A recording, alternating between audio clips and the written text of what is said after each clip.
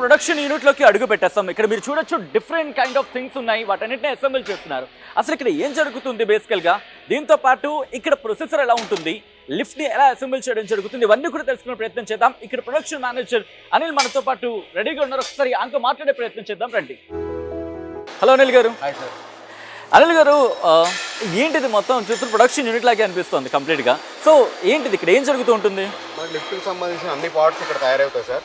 Brackets కానీ, car frames కానీ, cabins కానీ, డోర్స్ కానీ, ఎనీ లిఫ్ట్ కి సంబంధించిన ఈచ్ అండ్ ఎవ్రీ ఐటమ్ ఇక్కడ మనకు అందుబాటులో ఉంటుంది సార్. ఓకే, ఇక్కడ మనకి చూస్తున్న అయితే కార్ ఫ్రేమ్ సార్. ఇది అంటే మీరు అన్నారు కార్ ఫ్రేమ్స్ అన్నారు, ఇలా డిఫరెంట్ సెక్షన్స్ ఉన్నాయి కదా, మరి వీటన్నిటిని ఎవరు సూపర్వైజ్ చేస్తారు? ప్రతి సెక్షన్ కి ఒక ఇన్ఛార్జ్ ఉంటారు సార్. ఓకే, మీకు దాని గురించి ప్రతి ఒక్క సూపర్వైజర్ మీకు క్లియర్ గా ఎక్స్ప్లెయిన్ చేస్తారు సార్. ఓకే, సో ఇదేంటండి?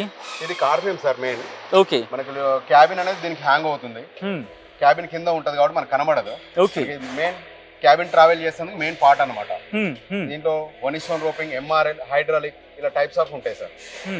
మనకు ఉండే స్పేస్ బట్టి ఒక కస్టమర్ మనకు అప్రోచ్ అయినప్పుడు అక్కడ ఏ స్పేస్ ఉన్నది, ఎంత అయితే మనకి ఏ సైజ్ లో మనకి ఆయనకి యాక్సెప్ట్ అవుతుంది అనేది ఒక డిజైన్ చేసి ఇస్తాము. మనకి డిజైన్ ఇంజనీర్ వాళ్ళు ఏదైతే సైజ్ ఇచ్చారో కస్టమర్ యాక్సెప్ట్ చేసిన తర్వాత ఆ సైజుని బట్టి మనం డిసైడ్ చేయాల్సి వస్తుంది. దీంట్లో సైజులు పెద్దగా ఉంటాయి, చిన్నగా ఉంటుంది సార్.